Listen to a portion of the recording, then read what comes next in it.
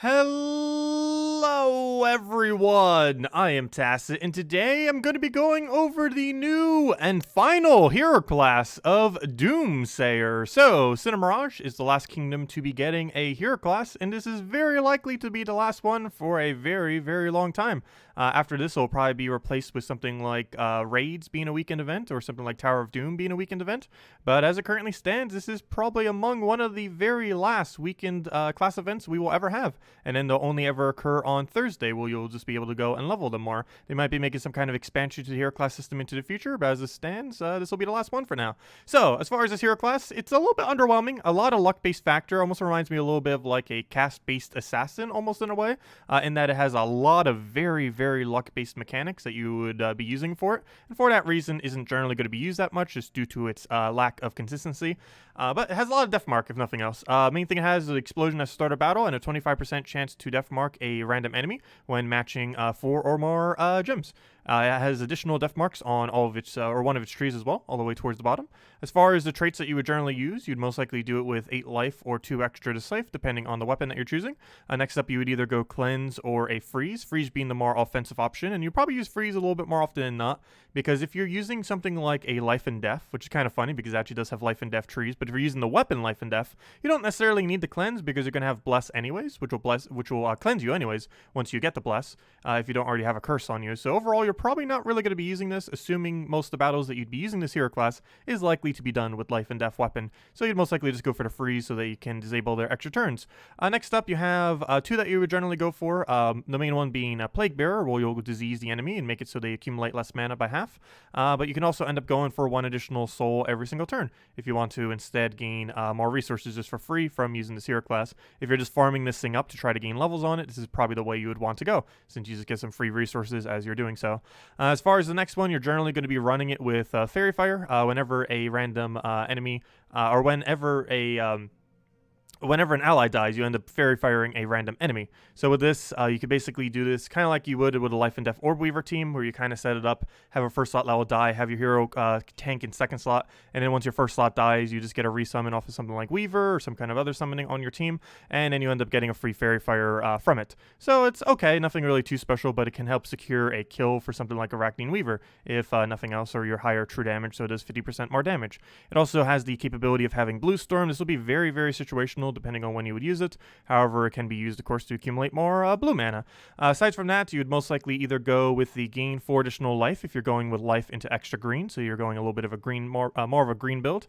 However, more often than not, you're probably going to go for the 2 life steal. Do be wary though, this does trigger any trait that triggers on whenever they take damage to their HP. So this will trigger every single time whenever you take an extra turn. However, this synergizes with the fact that it might want to take a lot of extra turns in order to try death marking the enemy.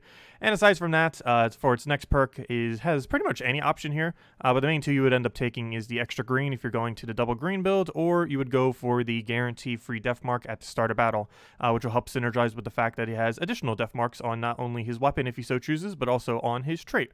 And as far as the final perks, you'd pretty much never go for any of these. Not a single one of these even synergizes into itself, oddly enough, because you generally won't be using it in first slot, though you might occasionally.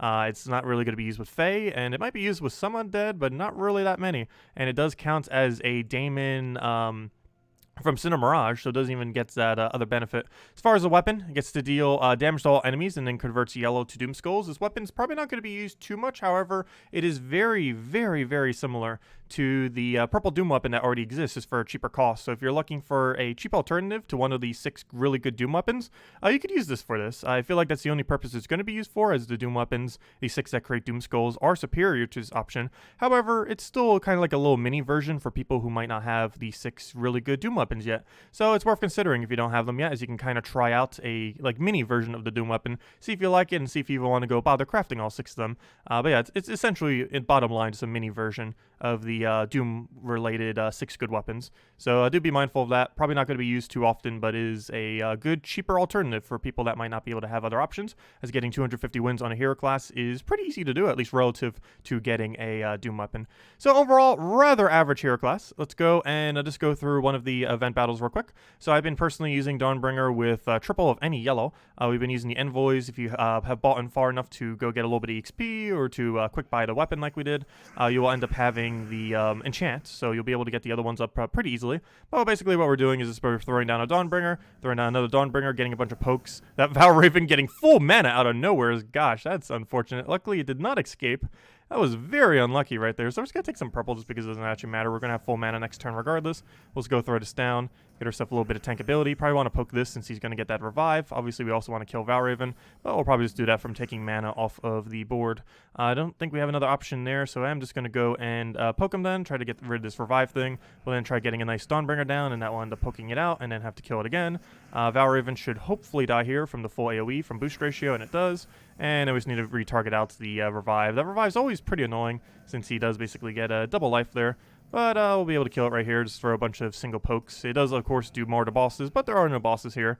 You're mostly just doing it for the fact that he keeps stealing magic, which will help make them a little bit weaker, and the fact that it counts as yellow, which helps boost up Dawnbringer, which if you want potion effect, should generally be able to almost double kill most of the teams. So it'll end up working out pretty well. And of course, you can use additional magic to make it go even higher. I believe right now I'm actually using the Medal of Season, so we don't have that little bit additional magic poke that we could potentially be getting. That's pretty much all you have to do for the event. We'll be showing another team in a moment as well. Actually, by a moment, I mean right now, because let me actually go over all the other teams. So let's start from the top here. So, of course, the one I just showed. Dawnbringer into triple and yellow. I'm just using Envoy of Pride. This ends up poking them out with a bunch of the enchants that you get, and you're just using Dawnbringer as your main damage option. Another thing that you can end up running, Barghast. Barghast has a Fairy Fire. This stacks basically with itself, where you'll be able to go Fairy Fire them, then cast again in order to do 50% damage, and it'll just keep refreshing them over and over and over again for 50% additional damage off of spells. You have Essence of Evil to chip them down, and it'll just be really safe with the Essence of Evil chip into just poking them down with the other two. You can also consider using the Legend and just doing Skull Spam if you so choose, but Barghast is going to be able to trip them down for pretty cheap. It's is a epic, but ends up getting a lot of damage in there due to once you get the Fairy Fire on, the amount of additional damage that you get with pokes, and if you happen to have any amount of potion effects, if you're going a little bit further in the event, you would end up getting that benefit as well. Other than that, for the next one, for the actual team that I want to go use, let's go into this first one here, which is a pure purple team kind of centered around life and death, where we're basically using this for a Guild War offensive. Of course, you could use this in other situations as well, but that's basically what this base is around. If I'll actually use it for that, not sure. Overall, I feel like the hero class is a bit underwhelming, as we kind of already assumed it would be, but just wanted to show some of the things that it can do as far as functionality. So right here, the main mechanic, of course, is the fact that it has more Death Mark than any other hero class in the game. You can also synergize this with the fact that you have option to Life and Death, and Life and Death will give you even more to do with that. So right here, we'll go and get rid of green here. That will go and disable 3 of his things, so he can't really do as much. Unfortunately, he does get out of the sky. If they're in kill range, we can simply throw a Weaver and go get a bunch of explosions and get them webbed, so they can't really do as much. We'll then go throw a Life and Death, it looks like right here. Then probably a Leprechaun, seems like the way to go. So we'll throw a Life and Death, gain a bunch more durability, gain Bless, which is one of the reasons why we don't actually need to cleanse every extra turn. While it does synergize with the fact that we can have multiple different things that trigger on extra turn, it's not necessarily as needed since we, as soon as we Bless, it basically counts as a cleanse. Plus we can't really be hit by status effects once we have it, so it ends up working out pretty well. So right here, we can go and try disabling him. Does he have a Bless on him right now? I can't even tell. He has Reflect, he has Barrier. It kind of looks like he has Bless on him. For that reason, we will just go and poke him then. Since we won't actually be able to put a Death Mark on him, we'll just have to keep poking him over and over again. It also means he can't be silenced, unfortunately, though we might still have to poke him nonetheless. But we'll go for that, see if we can get our first slot killed. Obviously, we almost want our first slot to die in this situation. Obviously, in a Guild War sense, you don't want to, like, deliberately let it die. But it is likely going to die, and in that case, you could just Weaver, get your instant kill, 75% chance you get a summon there, and then boom, you got Weaver. You also get a free Fairy Fire once it dies, due to the other perk that we were mentioning earlier. So it ends up working out pretty decently. Next up, we have this team. So we're up against a pretty meta King Gobtruffle team. So we'll see if we fail because we don't have any freeze. So right here, we're going to be running a kind of Tuliao kind of build with it. We're running pure green this time, and we're still running off the Death Mark spam. You can also change your traits to be extremely green oriented if you want right now. So I guess we'll go do that just to kind of show it off since we have the perks. Might as well.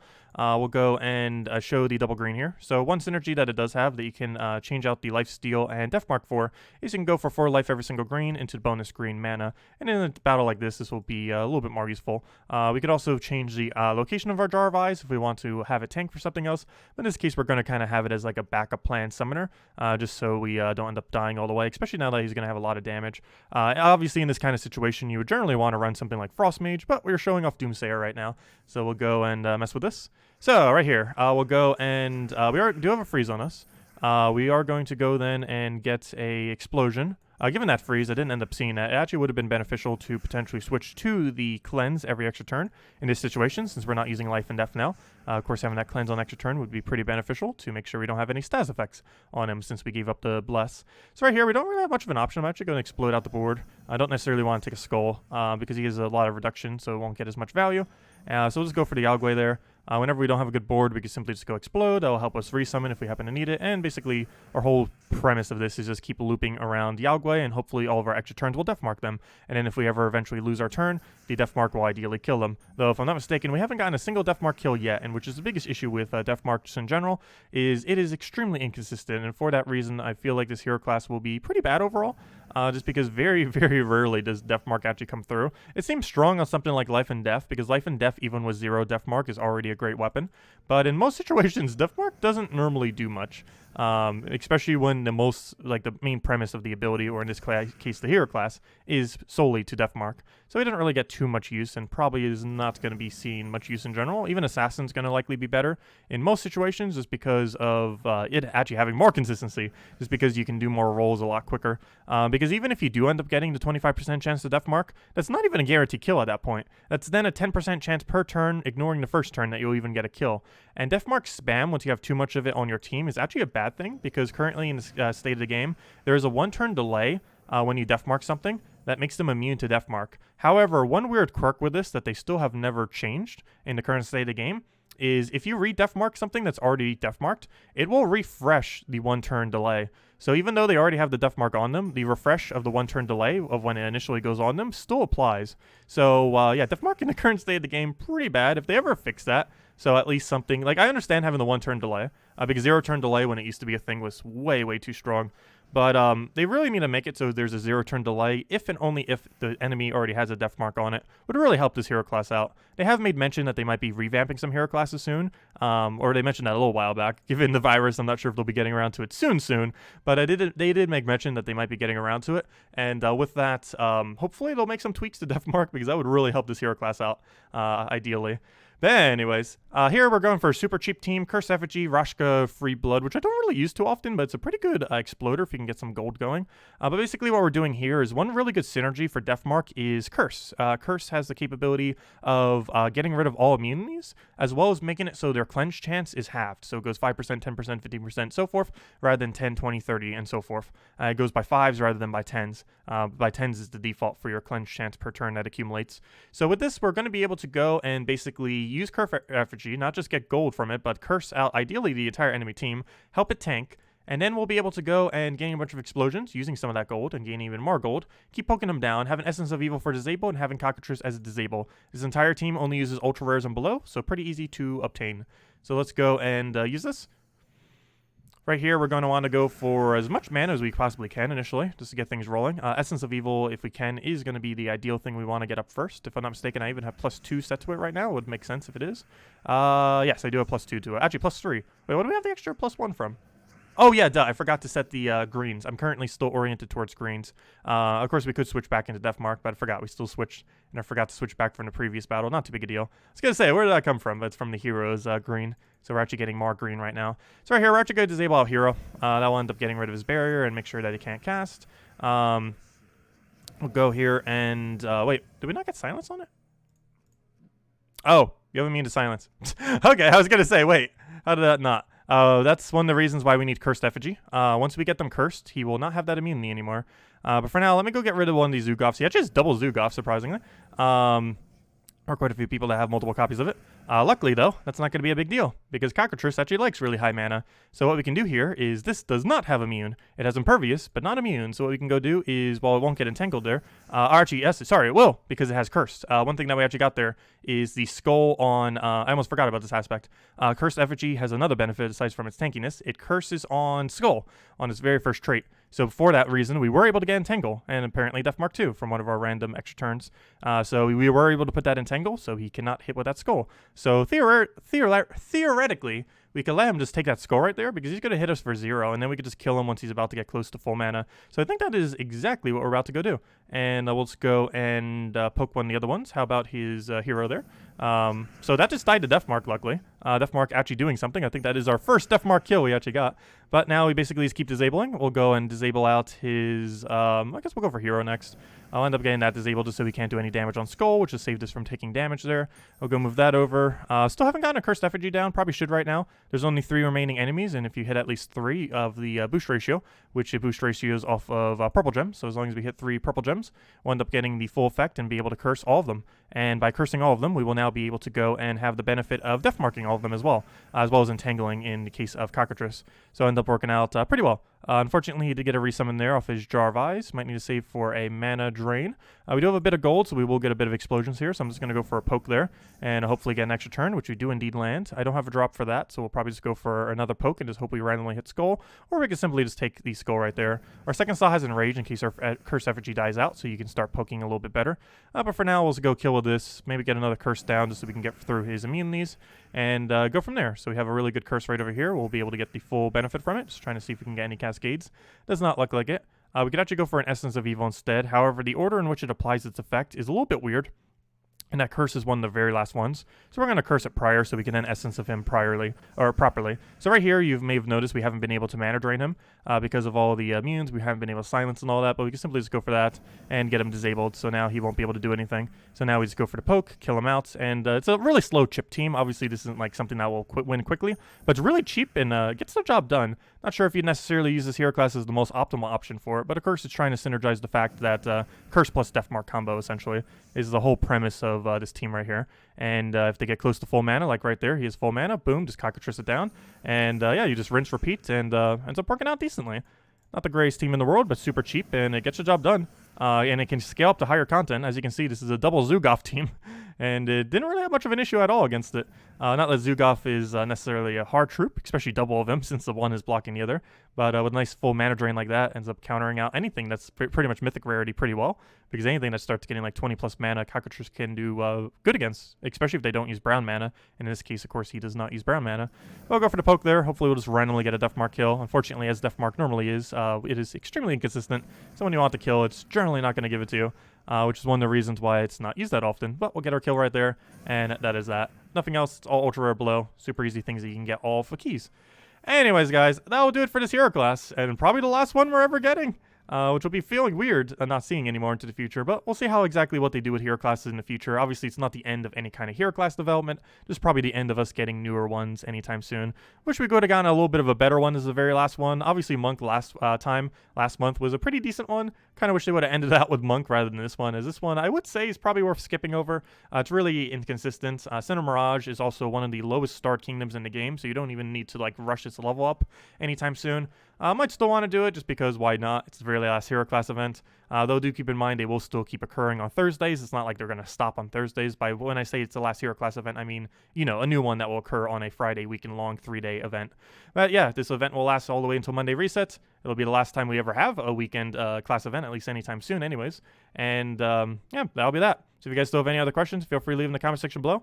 Best of luck with the hero class, but I do not advise really leveling it too much. And I will catch you all later. Thank you all so much for watching, and have a wonderful day. Goodbye, everyone.